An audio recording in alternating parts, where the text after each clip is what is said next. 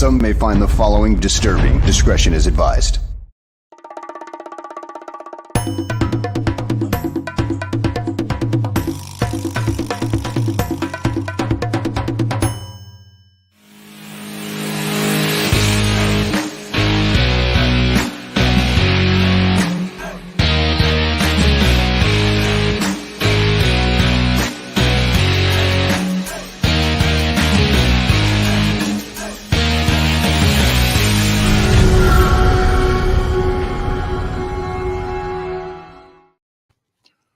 Hey,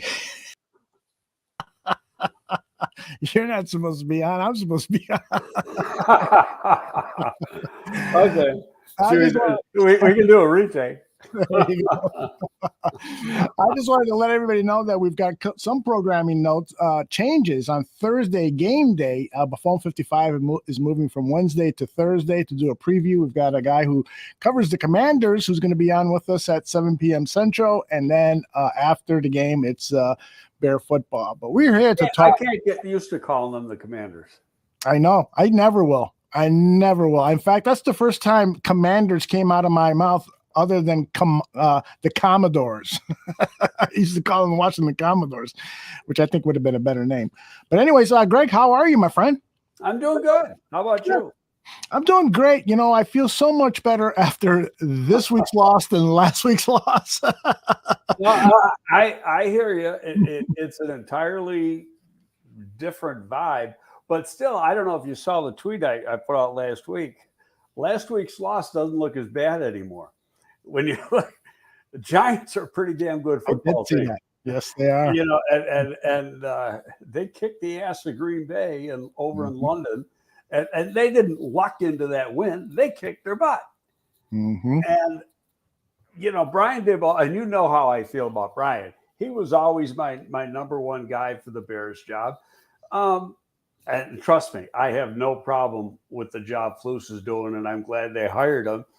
But, you know, if they were going to hire an offensive guy, that was the guy I wanted. Being number one, he's a Buffalonian like me. Number two, the job he did with Josh Allen, who had a lot of similar problems to Justin Fields. You know, but it took. Really, it was Josh Allen's third year before he really took off. And his the difference between his second year and his third year was like night and day.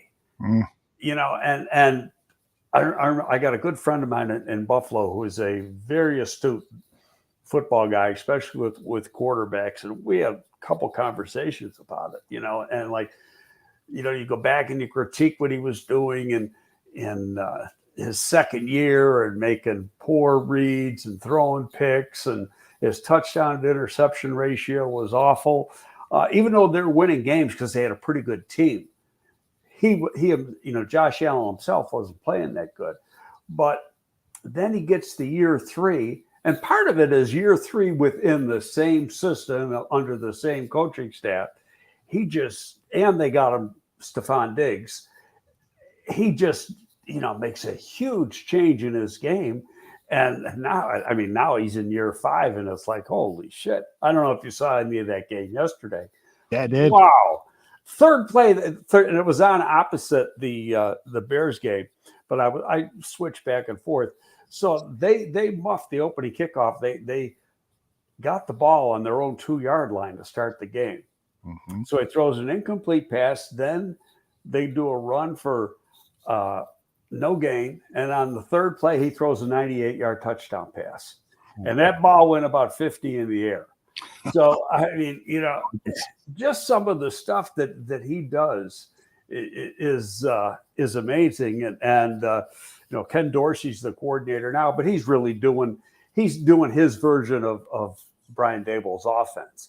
But all that being said, I could see the light came on yesterday with Justin. And I put a lot of thought on this. So this is actually before the game.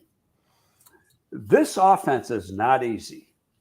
It takes guys a while to really learn and feel comfortable within the scheme. And a perfect example is Russell Wilson. Does he all of a sudden stink? Nope.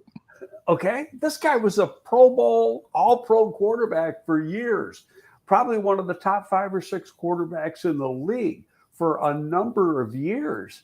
Now he goes to Denver, and it's like, who is this guy? He looks like a bum, and you can't tell me it's just him. I think it's and you go back, and the part of the reason I came up with this was really thinking about what Mooney said last week. I ran last year's route.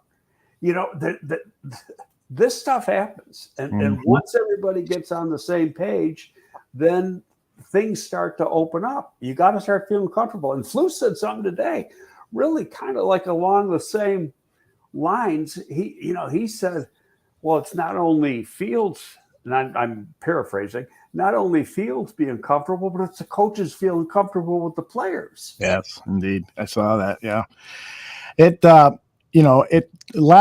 Yesterday's game was another example of the progression we have slowly seen. Now, it's slow for fans, of course, but it probably this type of progression is something you have seen throughout your 30 plus years in the business of professional football.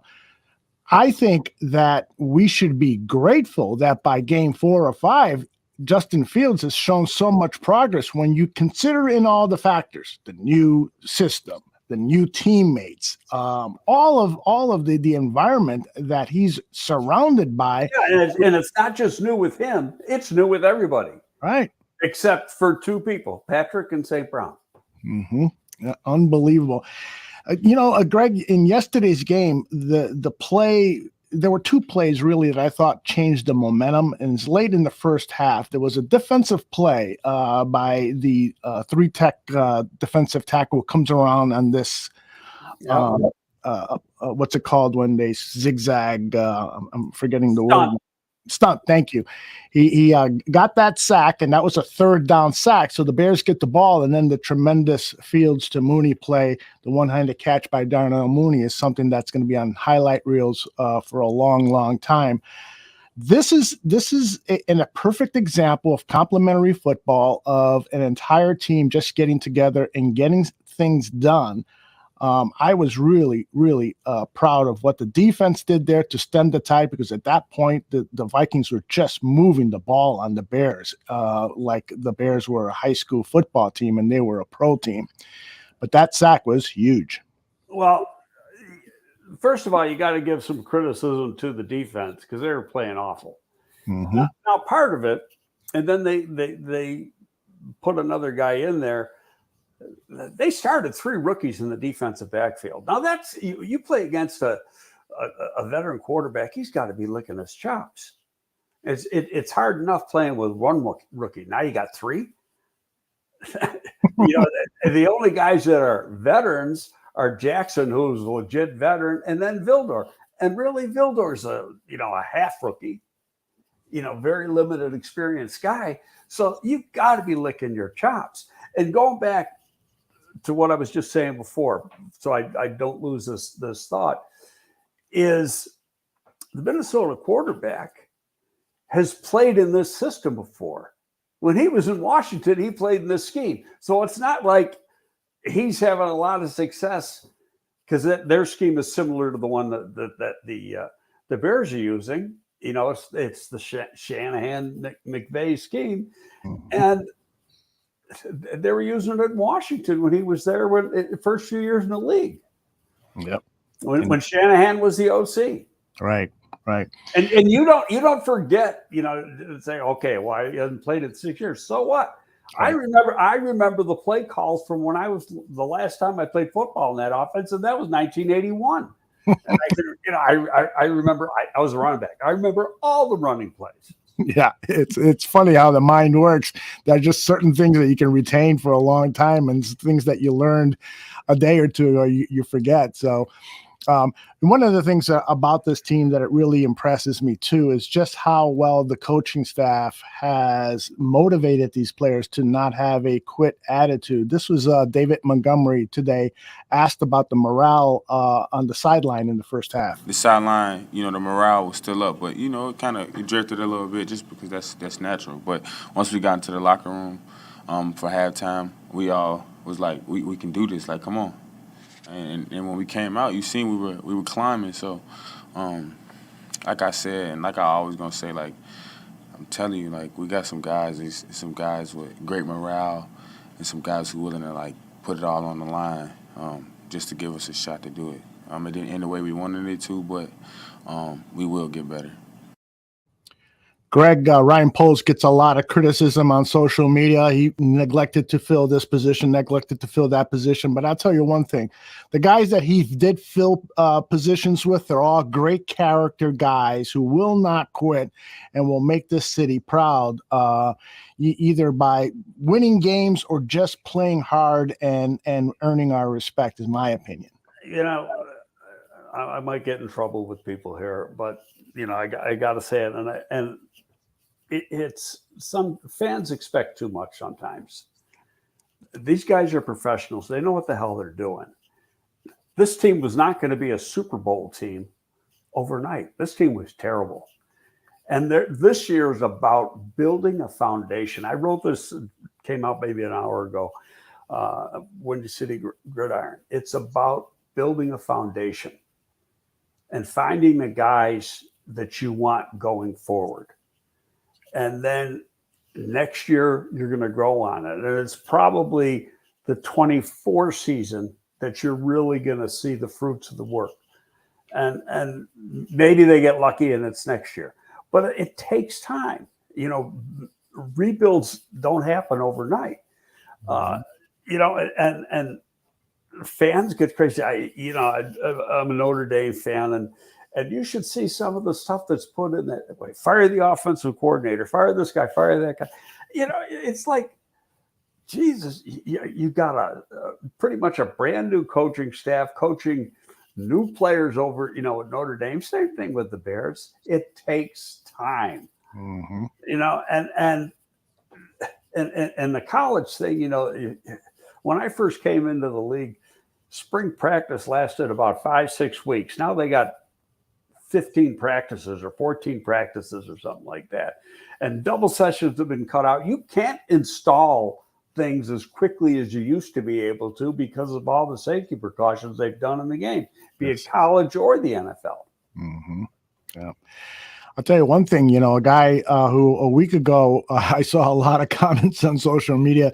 Velus Jones isn't a receiver. Velus Jones is a terrible draft pick. Well, Velus Jones finally scored his first touchdown. And when you consider the amount of injuries that he's suffered, all of the hardship he's gone through, it's impressive that he got his first. And this is actually a pass reception, although I think they should change that rule. The ball should go over the line of scrimmage if it's a pass. But nonetheless, he showed his athletic. Hey, the ball goes forward. It's a pass. But I'll tell you what, he showed to, you know, he's a 4.31 guy. He showed that 4.31 scooting around the edge on that one. Yep. And this guy is an incredible weapon. Right there. He just turns it on. Nice. And this is a weapon. Darnell Mooney said last week, you know, don't worry about Velus Jones. He's going to score a lot of touchdowns for the Chicago Bears. So it was poetic justice that he scored it in the very next game. And so we just need to get him more and more touches, and that's going to happen. And back to the topic of Justin Fields, you know, last week there were opportunities for him to pull the trigger on certain passes. And this week, it seemed like there wasn't any of that reluctance. Do you think that the offensive line played well enough for him to have a little bit more confidence, to stay in the pocket and not move? Or do you think that this was there all along? I'm not saying the offensive line is good by any stretch of the imagination, but that the offensive line really hasn't progressed much, but that Justin Fields has done the progression. I'm gonna give you an honest answer on this. First of all, the line is very young. Okay, now I'm not. I like Olin. I've been sticking up for the center a little bit for Sam Mustipher. You can't get the job done. But and why they won't change it, make a change, it is beyond me, other than you want that continuity in there. And if you would have made the change and you're making changes at several positions in 1 week, and do they really want to do that? I understand what coach think is for that. Fans don't always agree with that.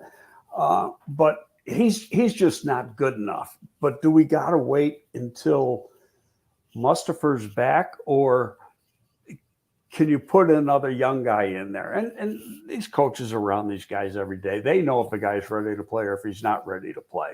And if he's ready to play, they probably would have made the change. My thinking now is that they just aren't comfortable with a couple of these young guys. That doesn't mean they're not going to be real good down the road. They're just not comfortable. Now, in saying that, I think there's some players on that offensive line that got a chance to be really good pros. They need one thing: experience. They need to play. So they're going to go through their growing pains. But Braxton Jones, he's going to be the left tackle for a while. That guy's got freaking talent. And then when he's got 35.5-inch arms, which was outrageous for a left tackle. He's very, very athletic.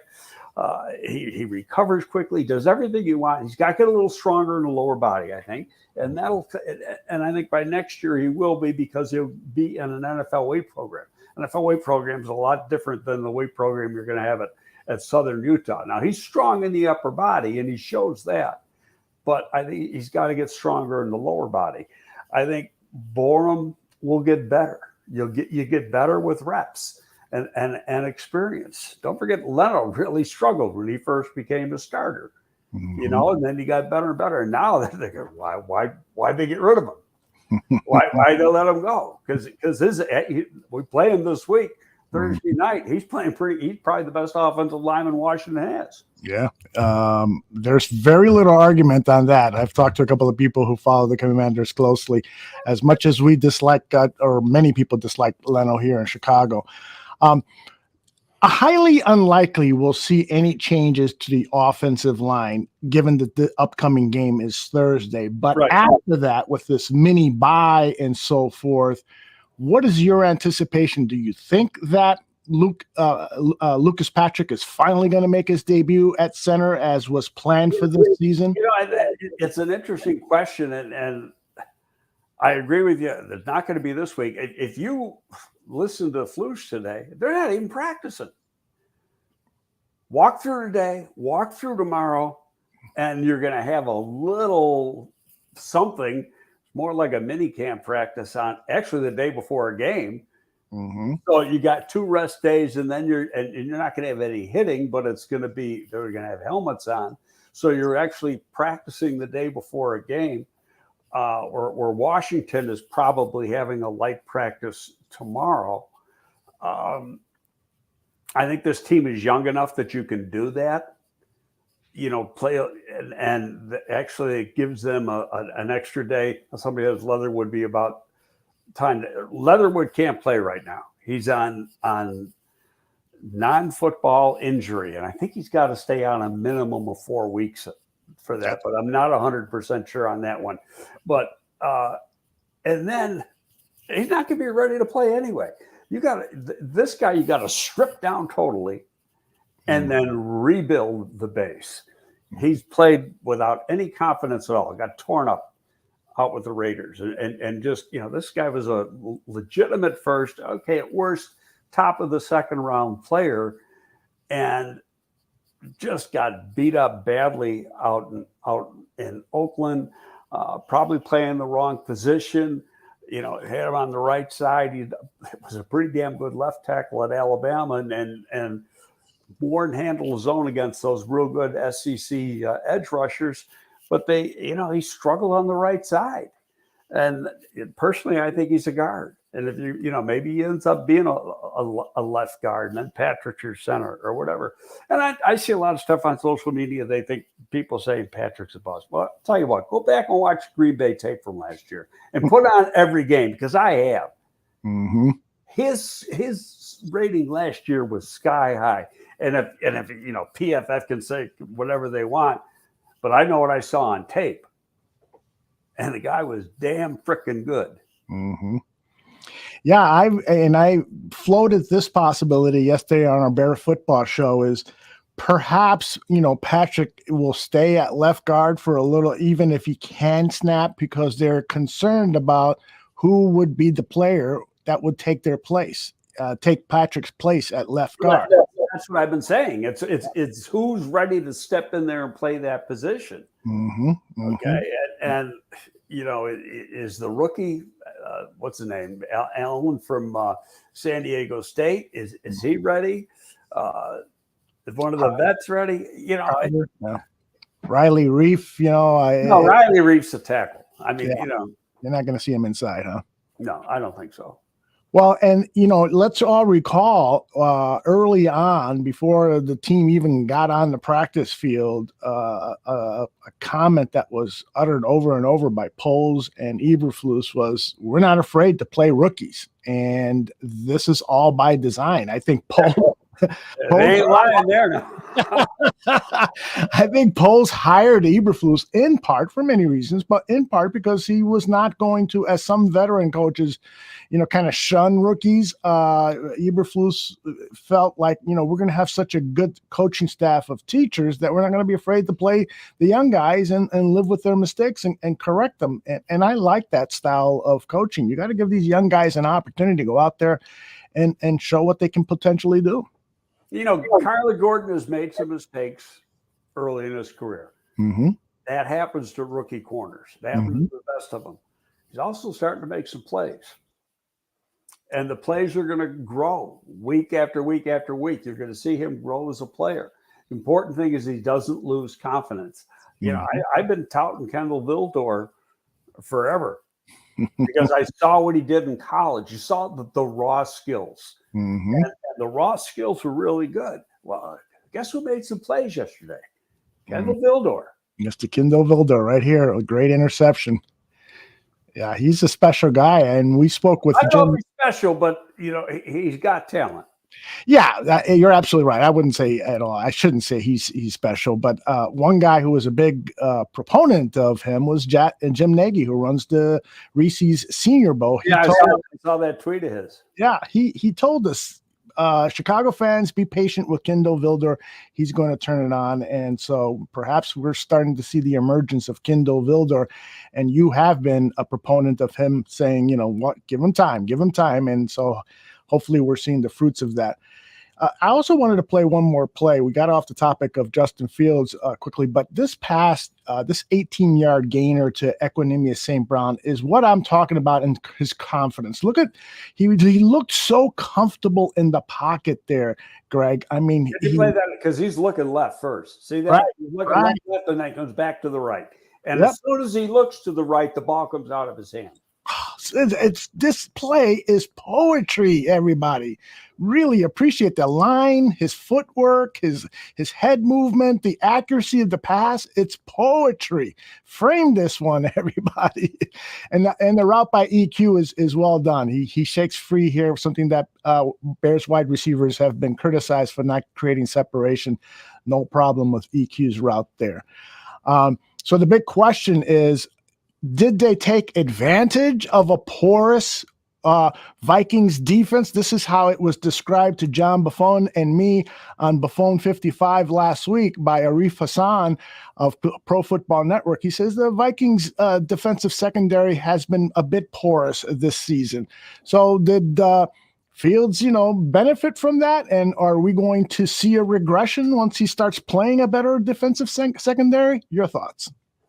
Well, I have said this a couple times, and a lot of times I'd throw out what happened in previous weeks because every game creates its own entity. It's a separate piece, and perfect example. And I think, we talked about this before. Green Bay stunk in their first game.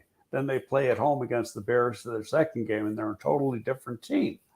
You got to throw out some of that other stuff. It's what are the matchups between Team A and Team B?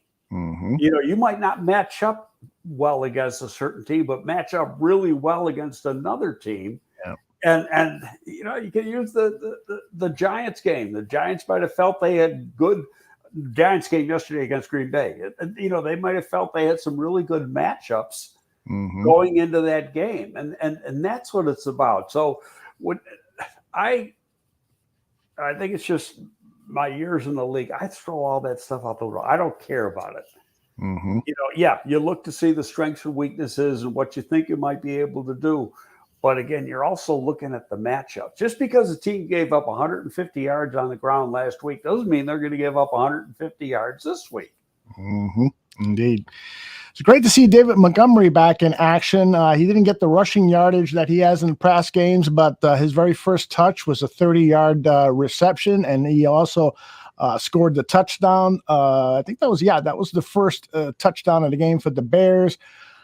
He's a special player, and his contract is up at the end of this year. We all know how players are at the running back position are considered disposable.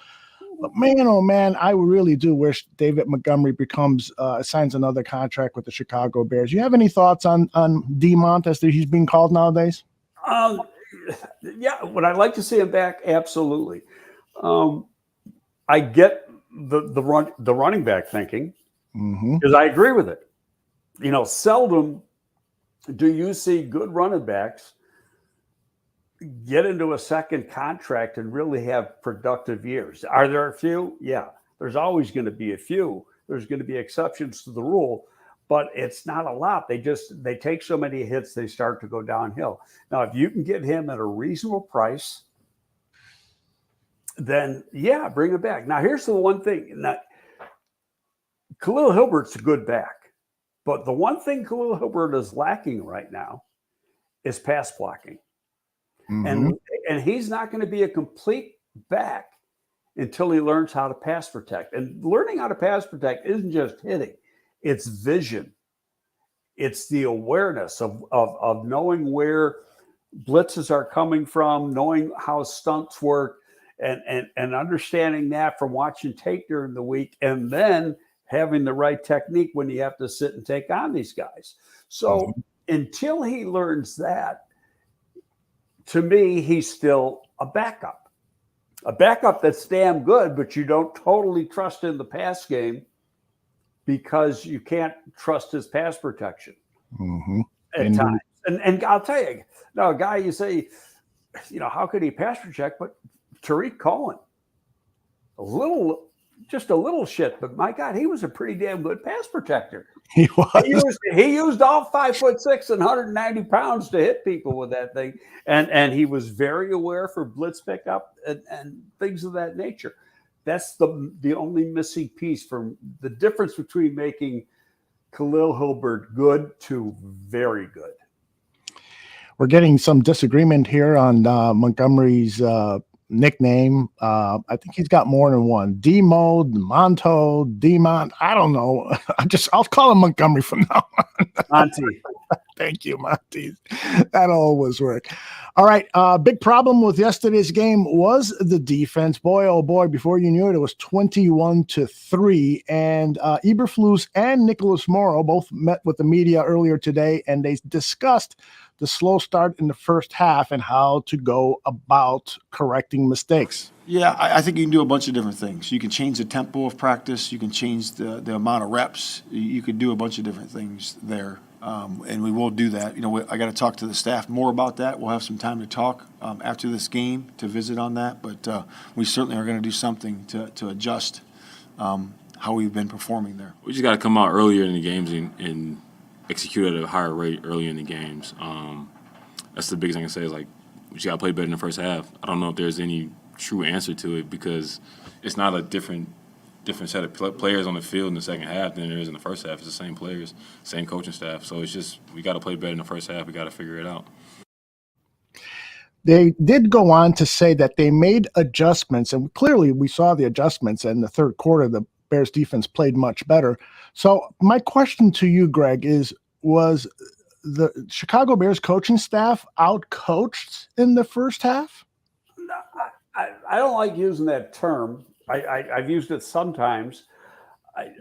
I think, number one, the Minnesota offense, so really O'Connell, he got three rookies in the secondary. He knows that, and he went after them.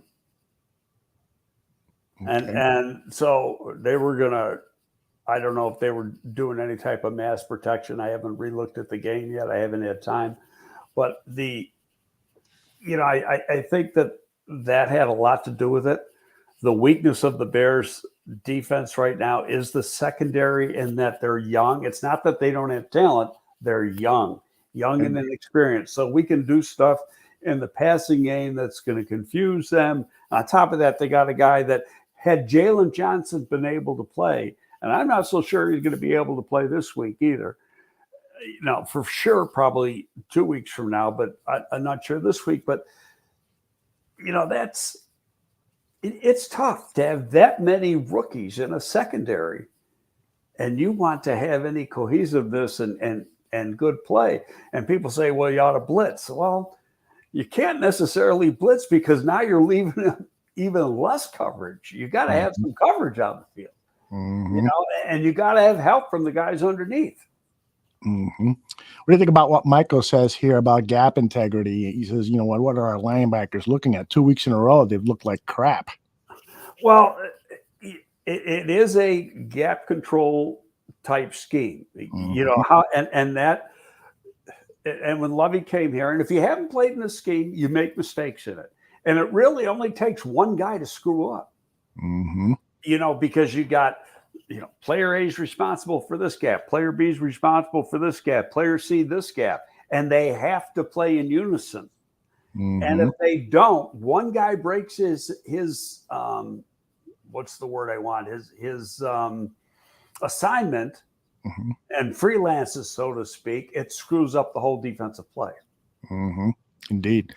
And then, of course, there was the only blemish in the second half of the defense was that final drive for the Vikings, and so Morrow was asked about that. Oh man, yeah, that was a rough drive. I think we just got off the field on third down. There was some times where we had opportunities to make plays, and I think even in some of like the second downs, we got to minimize those. Like, even to check downs, we got to make sure we come down and tackle and knock it back so that they don't have a third and short, or whatever the case may be. But they were doing some things like getting to the ball really quickly just to see show our hand and see where we were in.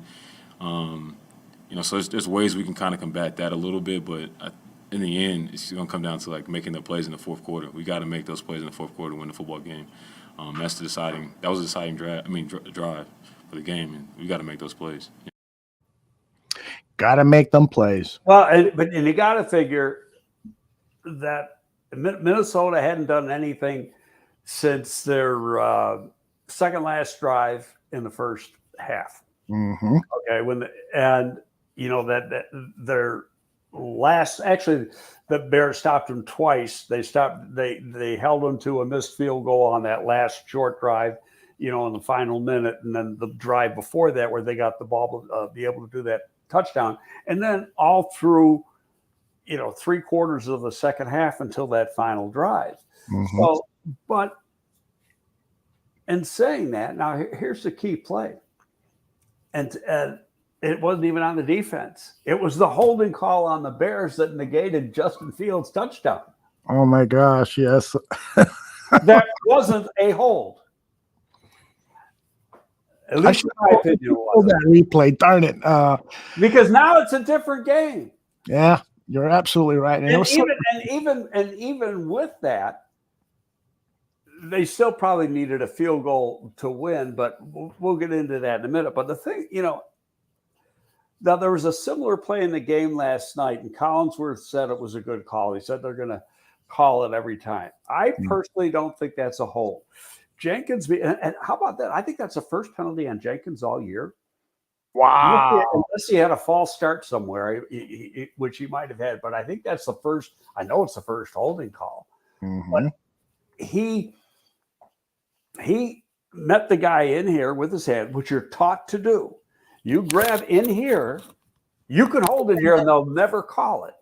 Okay, so the play goes to the outside, and the defensive man starts to turn and pull away, and Jenkins' hands are still right here, and it's his left hand. So his left hand, hitting the guy on his right side, so right in here, and as the guy's turning away, and is he grasping that, Yeah, but that's what he's allowed to do, and that's what he's taught to do.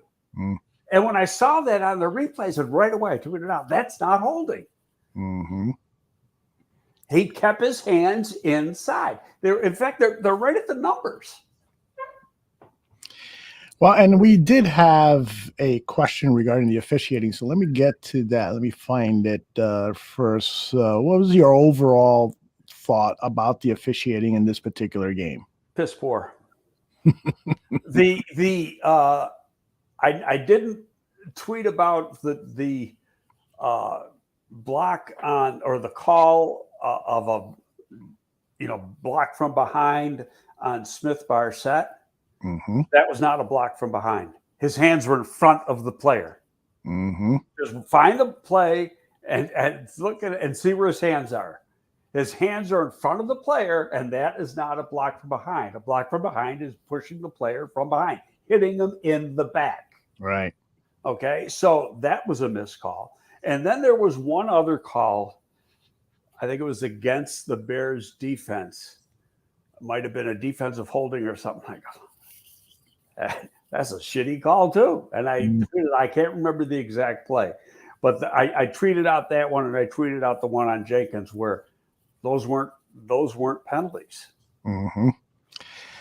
Well, we got to get to that topic of the play that could have been, should have been, would have been, whatever you want to call it. The Bears on the march with a great opportunity to tie the game.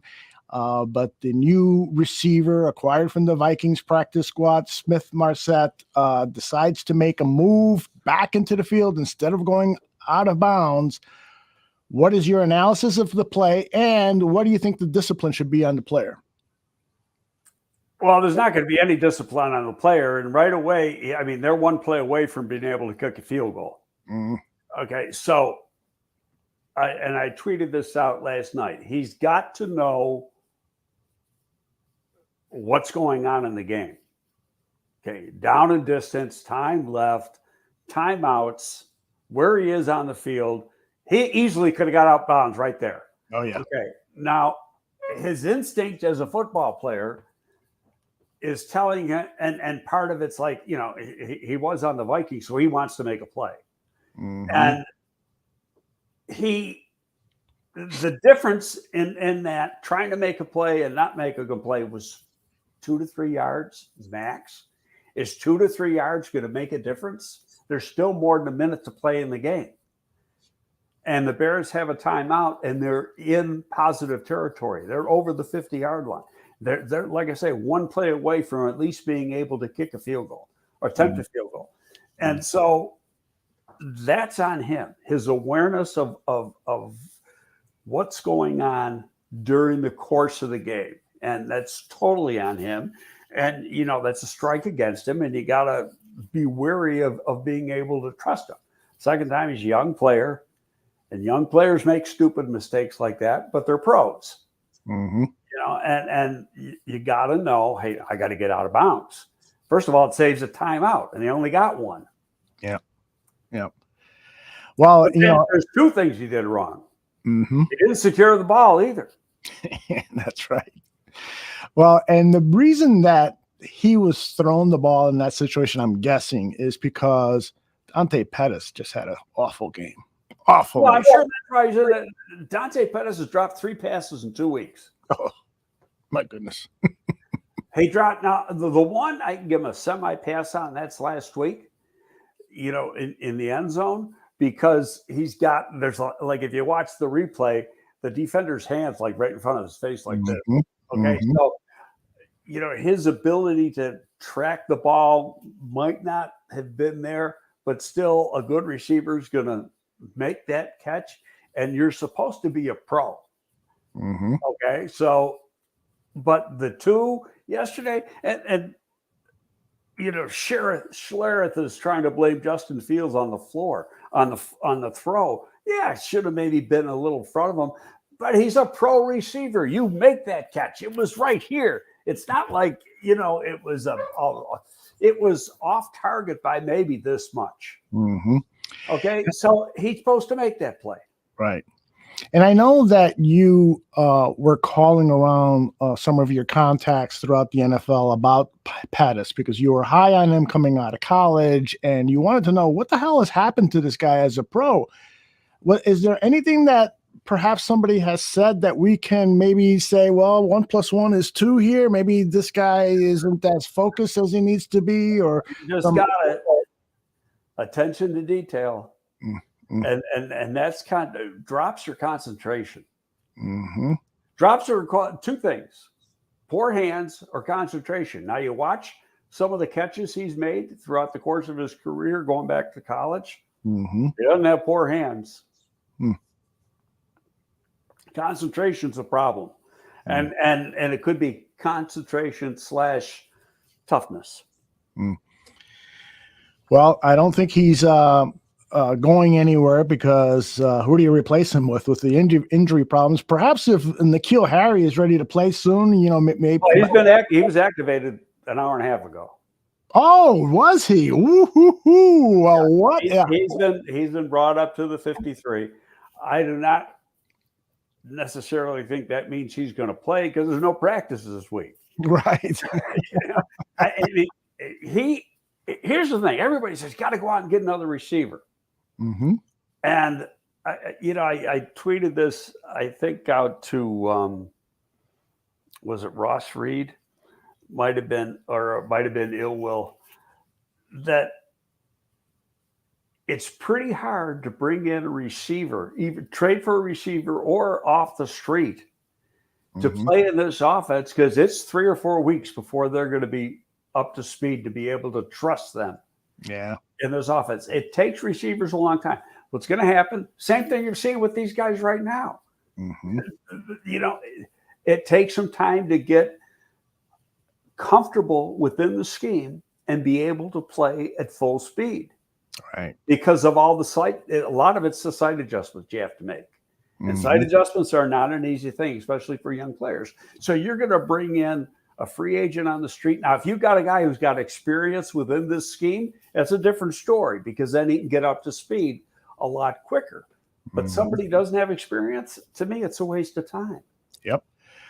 Well, and perhaps the answer to our wide receiver woes, we got a preview of the answer in the name of Velus Jones scoring that touchdown. He has gotten reps, although he was injured for a good portion of the exhibition season, preseason. But he's got a lot of mental reps, and so hopefully he can step in and start doing a job. Here's what I think. I think some of this is Thursday night. And I think they win Thursday night because Washington is not a very good football team. They're struggling, and I feel for my friend Ron Rivera, because I got respect way up here for Ron. He's just one of the classiest people and good people around in the league. But as far as getting these guys ready, I think it's the following game, because you've got that time period, right? Not only do you got Thursday from Sunday, but the next game is Monday. That's, to me, that's crazy. And the same thing happened to Buffalo. Buffalo played the Thursday night game in LA to open the season, and then their following game was their home opener on a Monday. That's almost 2 full weeks off. Wow. By the way, there has been news that Ron Rivera is on that hot seat, and once apparently, according to Doug Dyer, called Rivera out during practice, and I know the media is starting to really ratchet up. Well, he didn't really call him out by name. Okay. He said, "Well, what's the difference?" And he said, "The quarterback play." Because I read the excerpts of the presser, and but then he didn't really do his homework when he came out with that. I what he was trying to say, but Daniel Jones had been struggling until the last couple of weeks in New York. Same thing with learning a new system, and he's in his 4th year in the league, or 4th year in the league, and Dallas has been playing with a backup who's been all over the place, and was a rookie, was an undrafted free agent when he came into the league in the first place. So the only consistent play you've been getting in the NFC East is from Jalen Hurts in Philadelphia. So Ron was a little off on that, but he's trying to say that, well, these other teams have gotten consistent quarterback play and we haven't.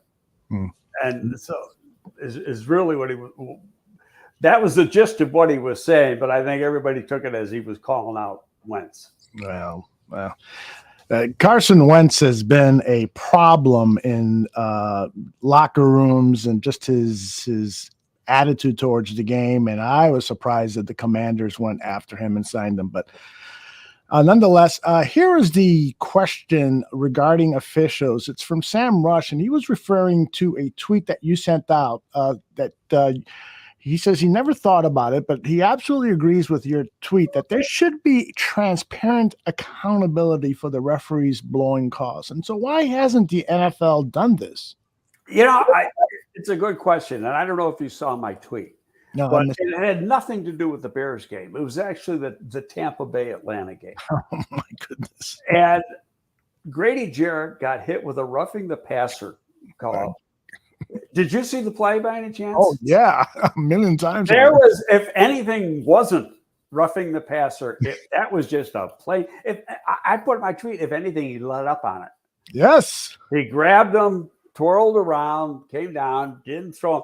And the referee goes, he slammed him to the ground unnecessarily. That's totally wrong. In fact, he's flat out lying. And I said, he should be, and it was referee was Boger. And I said, he should be fined or suspended for that call. And then I tweeted over that, quoted the tweet and said, players, coaches, front office are all held accountable to how they play on Sunday. Players are fined for certain things. Why aren't referees held accountable? Now, the league will come back and they'll tell you, well, they're graded. And then at the end of the season, if they don't meet a certain level, they're not brought back, for the next year. That doesn't help you on Sunday when it costs you a game. And that call yesterday could have cost the game for the Atlanta Falcons. So there's got to be more accountability to that. He should, if he's not fined or suspended, he should lose his referee title. Make him be a line judge. Yeah. It was Jerome Booger who was the official. Yeah, I said Boger, but yeah, it's just terrible call. Wow, unbelievable. Danger T has a question. Hi, Greg. With the firing of Matt Rule today by the Panthers, do you think it's a good time to trade with a team rebuilding in Carolina like DJ Moore, who you tweeted about? That ain't happening. Why? Just on the signing bonus cap hit, I think Carolina's got $9 million left in cap space. And to trade him today would cost them 14. So there'd be $5 million over on the cap just to make the trade. That isn't happening. Number two, why would you even think about trading one of your good young players? Yeah. Right. Okay. I mean, that's ridiculous. Third, I know Scott Fitterer very, very well. We worked together in New York, and Scott's a pretty astute football guy. He did not hire Rule. He came in Rule came in year one, and then Scott came in the following year after Rule's first season. And he was at Seattle for a long time. He left New York, went to Seattle, and grew a lot in Seattle, worked his way up to direct vice president of player personnel, and very astute personnel guy and a real good guy. He isn't going to make stupid deals. It's just not going to happen. And why would you? The only player I'd think about trading if I was Scott is the running back, because he's hurt all the time.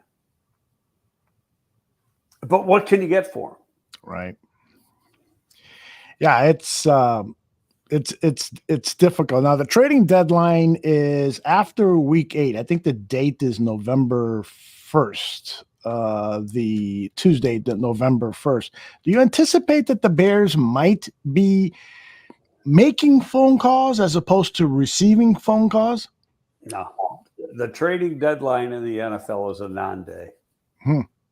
Now, the last couple of years, there's always 2 or 3 or 4 deals. It's not like baseball and hockey, where like the NHL network and the Major League Baseball network devote full days of coverage for the trading deadline because there's a boatload of deals. They're not 3 or 4; there might be 50 or 60. I mean, just a ton. And in the days leading up, football, okay, you might get 3. Now, last year you had one big one. You had Von Miller. Okay, but generally speaking, if there is a trade, it's going to be a guy, like a Quinn who's coming out. Might be older player coming out of contract, costs you a lot of money. You want to get rid of that contract, or you're going to lose the guy in free agency the next year, something like that. Those are the types of deals, rentals. You see those types of things, but you very rarely see anything else. The media tries to make a big deal out of it because of the what happens in the NHL, the NBA, and the and Major League Baseball, but it's not the same in football. It's like I said, it's a non-day. Yeah, it's just another day at the office. Right. Well, and I frankly, I think that the Bears, if they were to be offered something, I don't think that they would pull the trigger on anything unless it was a deal that was so lopsided, sort of like the Von Miller, a second round and a third rounder kind of deal for Quinn, perhaps. Would you, if the phone rang and a team said, we'll give you a second and a third for Quinn, would you consider something like that given the status of this team? I'd say don't hang up. I like that answer. Let me talk to some friends. How soon you got to know? Right now? I'll tell you. Because then you take into the production this year, versus the salary he's making, and where you want to go with the team.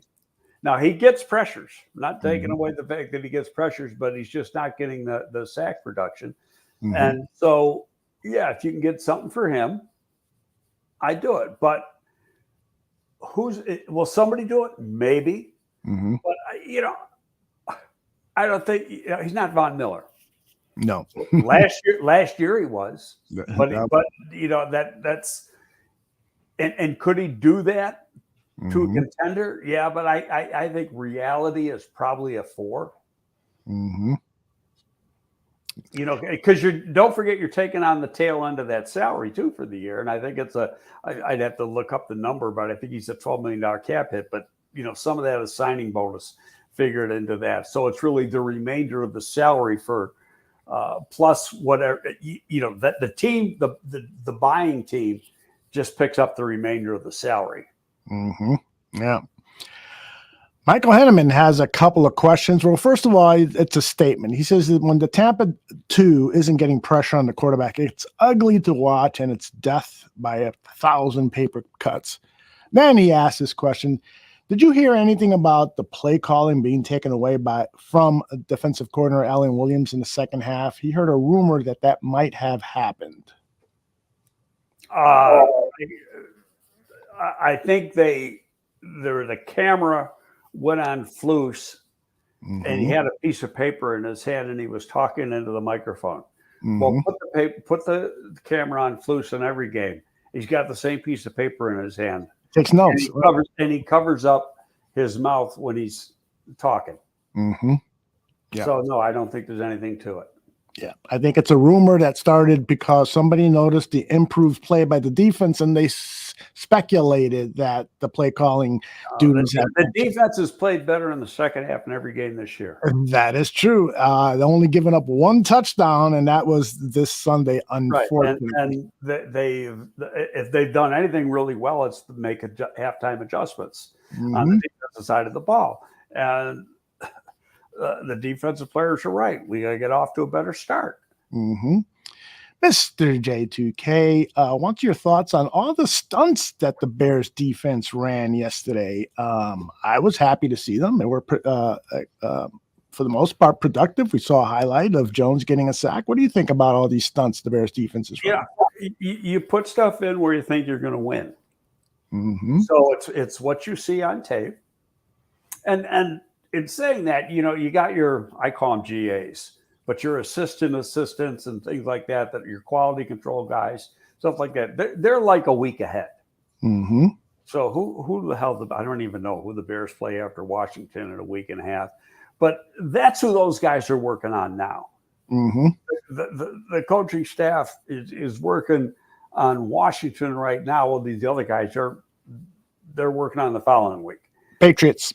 Okay, the Patriots. And I'll tell you what, the schedule maker did not do the Bears any favors. 4 out of 5 games on the road. I know, it's crazy. And then the one home game is on Thursday. Yeah, what's with that? I mean, that's idiotic that you do that to a team. Yeah, especially a team that unless the Bears said, "Hey, we're going to stink this year, make it real hard for us on the first half of the season, and give us majority of our road games in the first half of the season." Mm-hmm. Yep. Chicago's Finest is wondering if you would sign Roquan Smith or say, Roquan, we're going to take all that money we would have invested in you and pay somebody else. You know what? I see some of the criticism and I laugh. Guy's pretty damn good football player. Does he make a mistake here and there? Yeah, tell me a football player that doesn't. Mm-hmm. You know what he's averaging for the year? Better than 10 tackles a game. He's on par for 170, 180 tackles for the season. Mm-hmm. Yeah, it is. Well, take him out of the defense and see what happens. That's not going to be pretty. That's for sure. But the question is, does he deserve the type of money that we presume he's asking for? Well, he wants to be paid in the level of Warner, San Francisco, and Shaq Leonard. Shaq Leonard in Indianapolis, and Shaq, he's playing the same position as Shaq. That's not for me to say. Here's what I say about contracts. You're worth what a team is willing to pay you. Okay, so if a team wants to pay you $20 million, well, I guess you're worth $20 million. Because that's what somebody said that you're worth. We could say all we want about Christian Kirk for getting all that money from Jacksonville. They thought he was worth it. It did. I mean, that money did screw up the wide receiver market. It might take a couple of years for it to resettle, but now because of that, everybody wants the market for the wide receiver just jumped crazy. Indeed. Pepe asked, do you think that Roquan is as good as Leonard or Warner? Well, it's almost an unfair question because in the scheme Roquan was playing his first few years in the league, he was great. Mm-hmm. Okay, this is his first year in this scheme, which is entirely different. They're asking him to do a lot of different things than he had to do in the other scheme. And so he's still learning to play within that scheme. Right. And Leonard has had, played his entire career in that scheme. Mm-hmm. So it's really an unfair question. Is he as talented? Yes. Mm-hmm. If you look at just raw talent, easily as talented. Yep. Chicago's Finest likes Roquan a lot. He's just afraid that the Bears are going to use the franchise tag on him and that Roquan won't like that. Well, Chicago's Finest, when Roquan was asked about that at a press conference, he almost said, I'll sign it right away. Exactly. He loved that number. Yeah, he said that's a lot more money than I'm making now. Right. And it's fully guaranteed, too. Yeah, so. It's guaranteed the day you sign it. Exactly. Brianna asked the question, what do Aldo and Greg, let's ask Greg, think about starting Jack Sanborn and Mike Pennell Jr. to help against the run? On running downs, would you like to see the young... Pennell played a lot yesterday. He did. and not too bad. And Pennell's been playing more. What do you think about Sanborn? Who's he going to replace? Yeah, you're not going to take Morrow out. I know some people aren't happy with Morrow, but he's not the problem. No, it's actually, to me, it's the line's got to get a little tougher. It's not the linebackers are the second level of defense. Then I think the line has got to play tougher. There's times when the defense of the run is left a little bit to be desired, and some of it is gap integrity. Just playing within the system.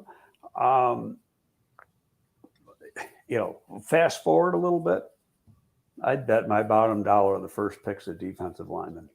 Aha! Well, it's interesting. Now, assuming the right defensive lineman is there, like Jalen Carter. I don't think they're going to be looking at him. I think he's going to be already counting his money.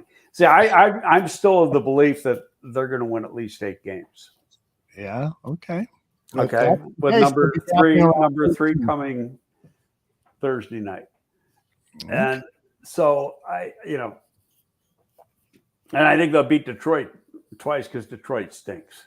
Detroit can score points. They can't stop anybody. Yeah, that's for sure. Well, they didn't score any points yesterday. That's for sure. Eric Boro says, do you think that Al-Qadim Muhammad has been effective in his reps and play time? He's playing just like he did with the Colts. He's a role player. He's a 7-sack guy. If you thought he was brought in here to get 10 or 11, that's the wrong player. That's not his game. He played in rotation at Indianapolis, was the starter, played on the left side, and they did a rotation just like Flus is doing here. I think the best he's ever had there was 7.5 sacks. He was available. They didn't pay an arm and a leg for him. He got good money. I'd take it. You take it. Should I take it? I'd take 1 year and run away. And I'll take 5% of it. But he's doing what he was brought here for. I think some people were thinking that he was going to come in and be gangbusters. That's not the player they were buying, and if they would have paid him a lot more if that's what they thought they were getting. I think you were asked this question last week about Jalen Holmes. Do you think he can make an impact on this Bears team? I think your response, if I remember correctly, was that you hadn't had a chance much to study Jalen Holmes. No, and I still haven't. So Okay. I got to take a look. There's going to be some interesting guys in this draft and I've probably done close to 200 right now. Not as thoroughly as I'd like yet, which I will get. And then, and grades are always fluid. So now it's like you're doing your first run through of guys. And then after you get to say 250, 300 players, then you start going by position and looking at guys back to back to back, because then it's real easy to stack them. So whenever I slap a grade on a guy now, it's really, I call it a preliminary grade, because, it's what I feel when I see from looking at, the tape, but then you get into December, January, and February, and you start doing, okay, today I'm going to do the top 15 defensive tackles. Okay, regardless of, how I look at them, and you look at, a bunch of tape on each one, one after another. And it's very, very easy then to separate them and to say, okay, this guy can do this guy can do that. This guy's a fit. This guy's not a fit.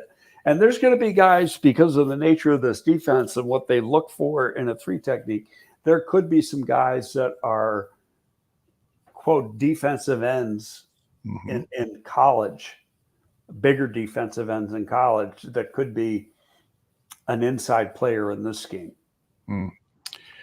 My buddy Berlissimo asked a question. If you had to pick one of the following 4 Panthers players to call about a realistic trade, who and why? Now, again, remember, if you had to, this is a total hypothetical. Would you call and ask about DJ Moore, Derek Brown, Brian Burns, or J.C. Horn? Well, for DJ Moore is a first-round pick. Brian Burns, I think, was a first-round pick, and J.C. Horn's a first-round pick in his second year. And I talked to Scott about 20 minutes after he drafted J.C. Horn, and he was having multiple orgasms at the time. So I don't really know Derek Brown, but yeah, that's so hypothetical; it's never going to happen. So I'm sorry, but I live in the real world, and that's not the real world. That's fantasy football. And by the way, I don't think Berlissimo plays fantasy football. No, and I'm not trying to criticize him, but it's not real. I mean, why do they fired their coach? They're not. Why do you think they're going to get rid of all the players? Why would Scott do that? Yeah, it seems a little premature. I mean, we've got a couple of weeks before the trade. If there are 10-year guys, 9-year guys, something like that, that's a different story. Yeah, those are all young. Those are young players. Yeah, these are promising players. So, and they're best players. Yeah, exactly. They expect a first-round draft pick. So you're going to get rid of them and then give the new coach nothing? Yeah. I agree with that. All right. Somebody just asked about Kalijah Cansey, the Pitt defensive lineman, 6 foot tall, 280 pounds. You had a chance to look at him or hear anything about Clancy? I did him a while ago for that one group I'm doing some stuff for. I don't remember a whole lot about him. Mm-hmm. Poor man's number 99 from Pitt. It is probably the best way. And a real poor man. Mm-hmm. He's got some talent. He's strong. I'm not as up to date because I think it was back, last year's day. And I'll tell you what, speaking of that, there's a big difference between looking at tape from the 21 season, which I did on a lot of these guys, and then you get into 22. Mm-hmm. Most get better. Some get worse. And so you got to see that. That's why, some of these people want to throw up mock drafts and top 10 players. A perfect example. Whoever heard of this running back from Pitt who's running all over the place, had 300 yards, over 300 yards rushing the other day, has only had one game where he wasn't over 100, I think, this year. Mm-hmm. Whoever heard of that guy, even probably 3 weeks ago. And now, he bucking his way up to could be the best. He's a junior, could be one of the better running backs in this class. Mm-hmm. Interesting. All right. You already made a prediction saying that the Bears will win Thursday against Washington. What do you foresee in this game? What gives you the confidence that this Bears team is going to win at home against the Commodores? Or I did it again, Commanders. I think the way they came back yesterday, the team, and I wrote this earlier in the article, they could have done 2 things. Mm-hmm. They could have just tanked and folded at when they got down 21-3, or they could have fought back, and they fought back. And then the way Justin played in the second half, that, you saw, wow, this is the guy we thought he could be. Mm-hmm. And I think it's because of that, and that it's not only going to build a confidence in him, but it's a confidence. Losses are awful. Losses suck. Mm-hmm. But at the same time, and I hate that term moral victory, because there is no such thing as a moral victory, but it was a positive step. And I started off my article this morning, and it went back to my early days with the Giants. I try to pick up things from everybody that I've worked for, that, especially the people that have been really good. And conversation I had with George Young, probably back in 85 or something, is there's always positives in defeat, and you got to build off of those positives. Mm-hmm. You know, don't the media will dwell on the negatives and burn you at the stake on the negatives. Right. Okay. Well, you can't listen to that shit. You gotta gain next week. Mm-hmm. So you got to build on the positives. And I'll tell you, then I go in and I listen. You know, I write that article this morning, but then I listened to Flus's presser this morning. He's the same way. He was building on the positives because that's what he's trying to do. He's trying to instill confidence in this team. That's what I like about the guy. Yeah. You know, he's kind of no nonsense. He's totally different than Nagy ever thought about being. You know, he has a lot of confidence in what he's doing. He's sure of what he's doing. Mm-hmm. And so, and he's not going to sit and dwell on the negatives. He's just concentrating on what he saw that was positive. Even the Smith-Marset play, you know, it was a dumb play on the kid's part, but he tried to build on the positive. Yeah, he tried to make a move and make a play, and it was almost there. You know, so that's pretty much exactly what George said to me, shit, almost 40 years ago now, 37 years ago. I'm very disappointed, Greg, that you did not do a George Young impression. Your famous. Well, Greg, Harry, did you get that fucking contract done yet? That's a treat. We're gonna have to do a like a recording of all your famous impressions. That one is number one. Has to be number one. All right, everybody. You'll like this. Okay. George, you know, grew up as a school teacher. Got out of college, went to Bucknell, became a teacher. He was a coach, but he became a teacher. He taught in high school, and then, you know, got real friendly with Don Shula and ended up down with the Dolphins and then the Giants. Well, George, and part of it was because, you know, he grew up being a teacher and was an educator, diehard liberal when it came to political thoughts. Never met a more conservative man in my life. Is that right? The most, you know, he told me he was liberal. I go, no, you can't be. I go, George, everything you do says, you know, the way he puts together a football team, the way he negotiates contracts, everything was nothing but diehard conservatism. That is funny. I've met people like that though. Berlissimo says, please ask Greg about Emil Ikior, who has been draft eligible now for 2 years. And Berlissimo said earlier that he's seen him in previous draft guides listed as a 7th round talent, and that now he's risen into, at least in Berlissimo's eyes, 1st round talent. Do you know anything about this guy, young guy from Alabama? No, I haven't really studied Alabama, really nobody from Alabama. Yeah. Yeah, I get a list of guys to do from the people I'm doing work for, and they haven't sent me any Alabama guys yet. So, and he sends me a list every week, guys to do. So that's what I do.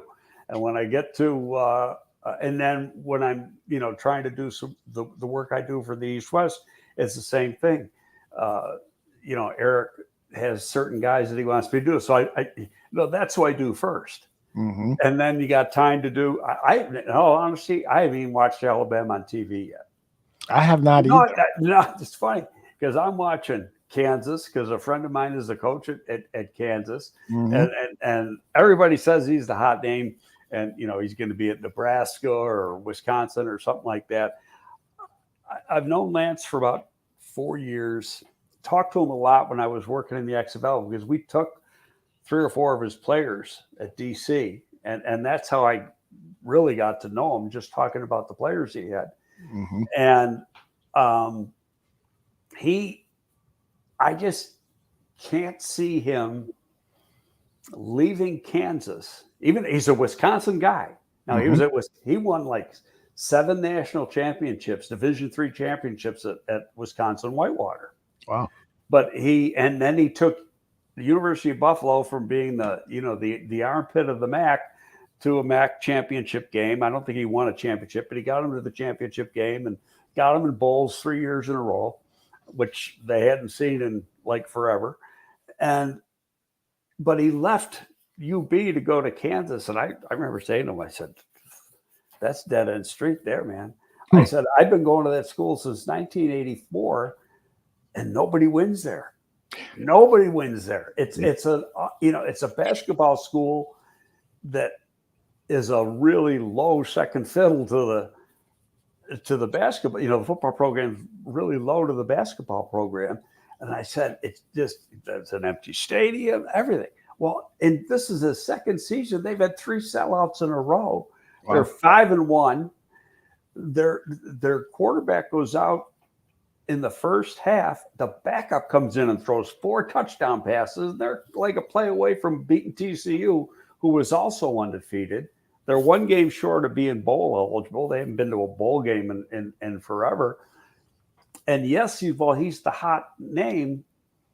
I thought about this. He can do for Kansas what Bill Snyder did for Kansas State. Mm-hmm. And Kansas State, I'll tell you, I went to a Kansas State game at Kansas State. Mm-hmm. This is way, way back. Both teams stunk. There wasn't that's the in-state rivalry. I guarantee you there wasn't 4,000 or 5,000 people at the game. And the game ended up like, I think it was a 3-3 tie or something. It was way back in the middle 80s, and nobody was there, and the game was absolutely horrible, and both teams stunk. And then Snyder comes in there and builds up Kansas State to a very respectable program. Well, and he's revered in Manhattan, Kansas. Mm-hmm. Okay, Lance Leipold can do the same thing at Kansas. Why would he leave to go on the hot seat at a Wisconsin or Nebraska? And Nebraska's really, in my opinion, not a good job. Mm-hmm. It was a good job 20 years ago. Mm-hmm. When Tom Osborne had it. I don't think it's a good job now because the world's changed. Oh, yeah. Football landscape has changed, and they were playing in the old Big 8 then, and now they're in the Big 10. It's just why they made that move it was money, but that wasn't a smart move for them. Yeah. Hey, before I get you out of here, J2K had a question regarding that list. Any wide receivers on that list that you've been asked to take a look at? Any? I've looked at a lot, but I'm saving names. Okay. I'm not as high. Everybody likes Smith and Jigba from Ohio State. He's played in 2 games, and we mentioned him last week. He's got 4 catches in 2 games. Okay, he had 95 catches, I think, last year. And he played in the slot, and he was the number 3 to 2 guys who went in the first round.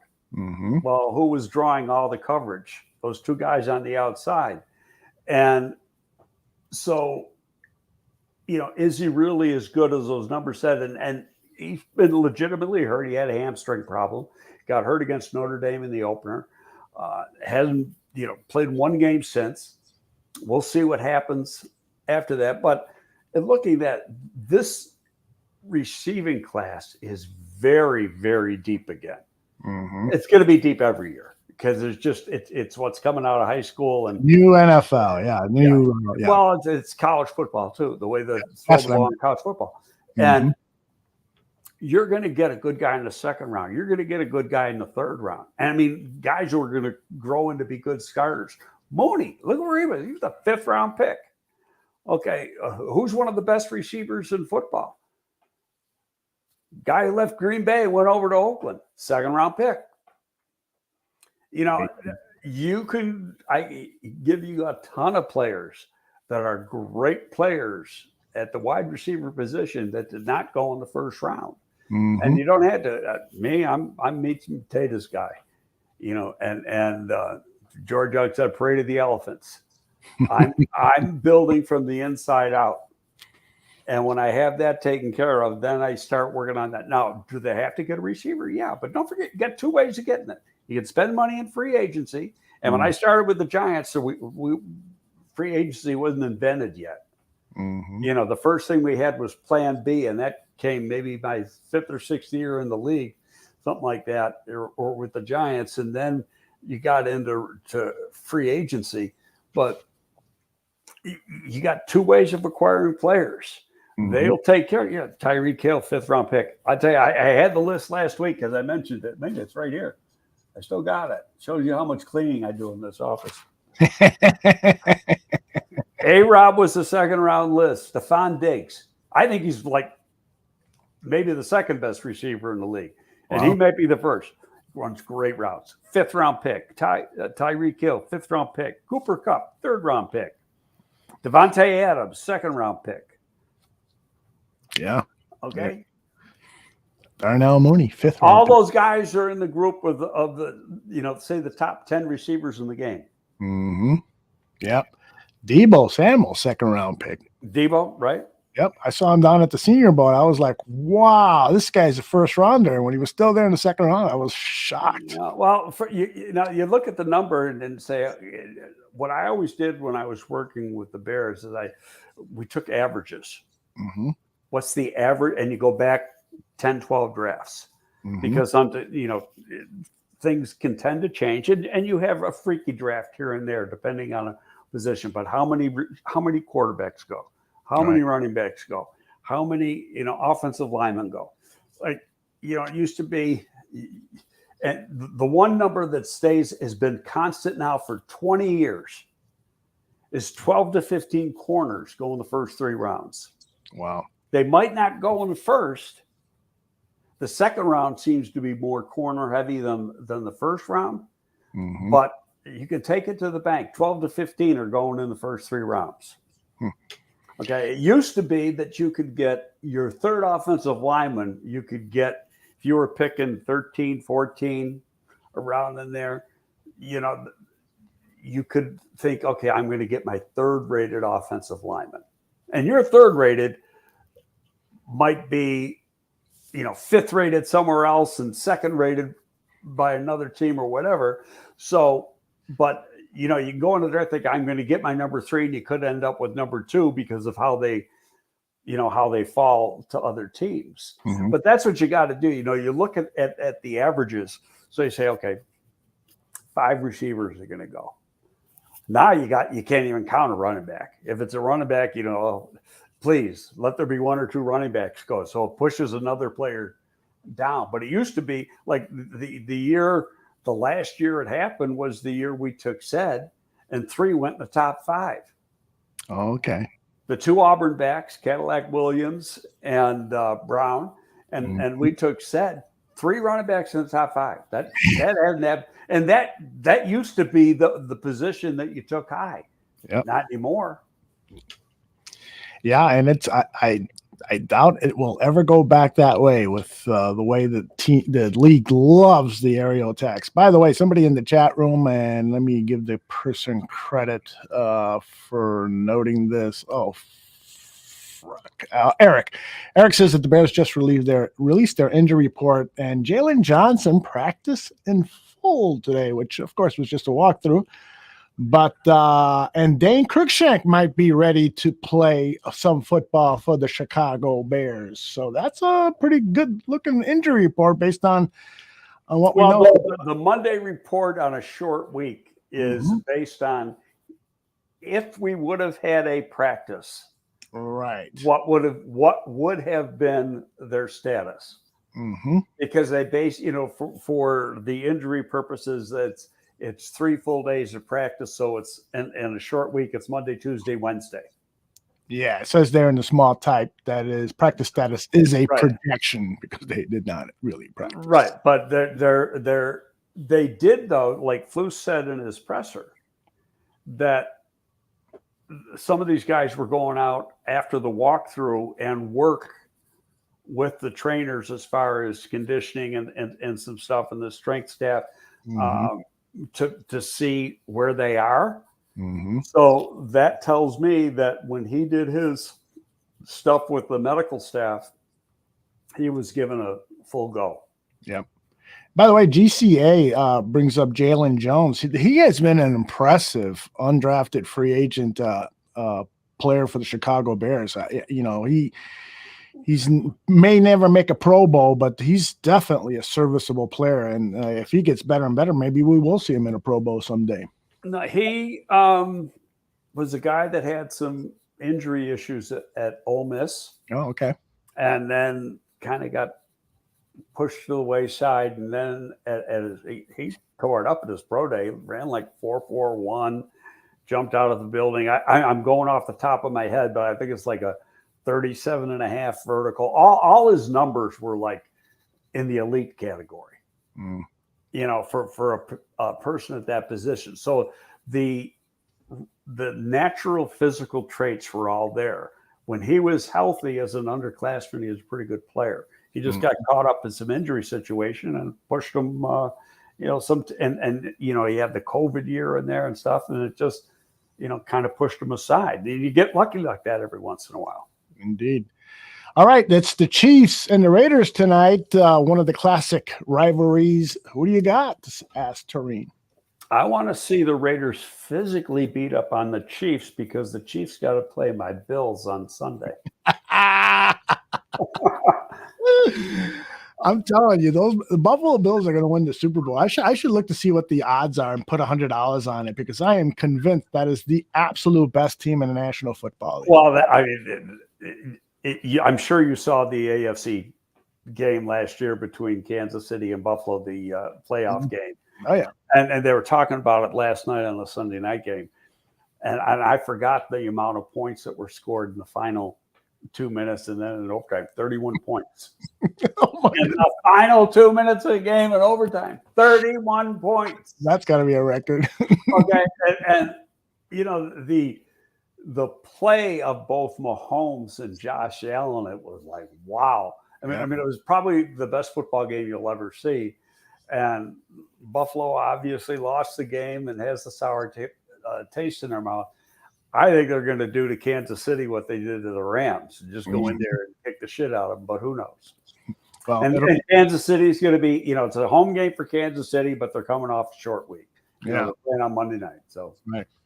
Well, it'll be a fun game to have on while people are listening and watching the Bears Country podcast right here in the Barroom Network. Starts at 7 p.m. Central. They are going to go long. Usually it's a 1 hour show. They'll be going 2 hours or so for the rest of the season. Now that the White Sox are officially out of the postseason. Do you follow postseason baseball at all, Greg?